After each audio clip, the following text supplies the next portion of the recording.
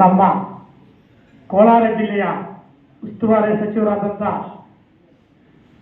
ನಮ್ಮ ಸುರೇಶ್ ಅಣ್ಣನವರೇ,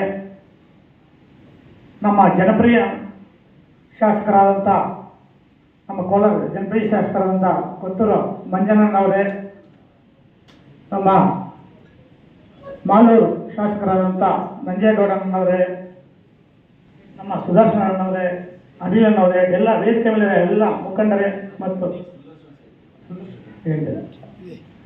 ಹೆಸರು ಹೇಳಿದ್ರೆ ಕ್ಷಮಿಸಬೇಕು.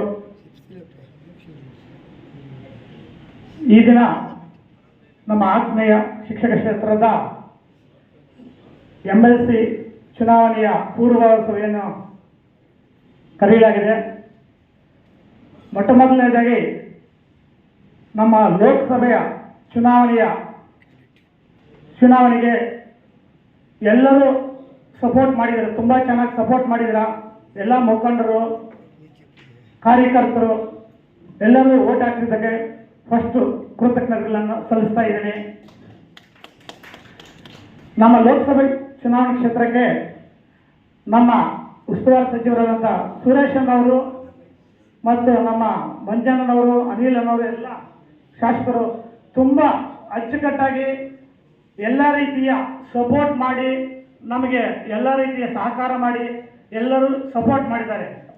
ಅದೇ ಥರ ನಮಗೆ MLA ಎಲೆಕ್ಷನು, ಲೋಕಸಭಾ ಎಲೆಕ್ಷನು ಯಾವ ಥರ ಇಂಪಾರ್ಟೆಂಟ್ ಇದೆಯೋ ಅದೇ ಥರ ಇವತ್ತು MLC ಎಲೆಕ್ಷನ್ ಕೂಡ ನಮಗೆ ಅಷ್ಟೇ ಇಂಪಾರ್ಟೆಂಟ್ ಇದೆ. ನಾವು ಲೋಕಸಭೆ ಚುನಾವಣೆ ಗೆಲ್ಲಿಸ್ಕೊಳ್ಳೋದು ಖಂಡಿತವಾಗಿ ಗೆಲ್ತೀವಿ. ಅದೇ ಥರ ನಮ್ಮ ಸೀನನ್ನು ಕೂಡ ಗೆಲ್ಸ್ಕೊಳ್ಬೇಕು.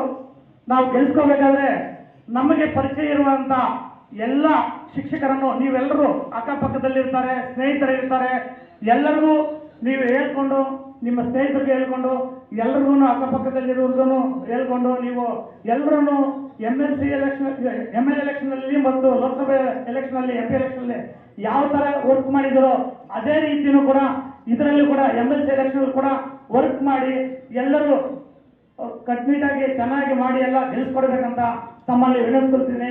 ನಮ್ಮ ಮುಳಬಾಗಿಲು ಕ್ಷೇತ್ರದಲ್ಲಿ ಈಗ ನಾನು ಲಿಸ್ಟಲ್ಲಿ ನೋಡಿದೆ 631 ಓಟ್ ಇದೆ. ನನಗೆ ನಮ್ಮ ಸಚಿವರು ಮತ್ತು ಶಾಸಕರು ಎಲ್ಲ ಮುಖಂಡರು ನನಗೆ ಏನು ಜವಾಬ್ದಾರಿ ಕೊಡ್ತಿರೋ ಆ ಜವಾಬ್ದಾರಿಯನ್ನು ಕಟ್ಟುನಿಟ್ಟಾಗಿ ನಾನು ಪಾಲಿಸ್ತೀನಿ ಅಂತ ಈ ಸಂದರ್ಭದಲ್ಲಿ ಹೇಳಿ 2 ಮಾತು ಮಾತಾಡೋಕ್ಕೆ ಅವಕಾಶ ಕೊಟ್ಟ ತಮ್ಮೆಲ್ಲರಿಗೂ ಹೊಂದಿಸುತ್ತಾ ನನ್ನ ಮಾತುಗಳನ್ನು ಮುಗಿಸುತ್ತೇನೆ. ಜೈ ಹಿಂದ್, ಜೈ ಕಾಂಗ್ರೆಸ್. ಧನ್ಯವಾದಗಳು ಶ್ರೀ ಆದಿನಾರಾಯಣ ಅವರಿಗೆ. ಈಗ ಈ ಸಭೆಯ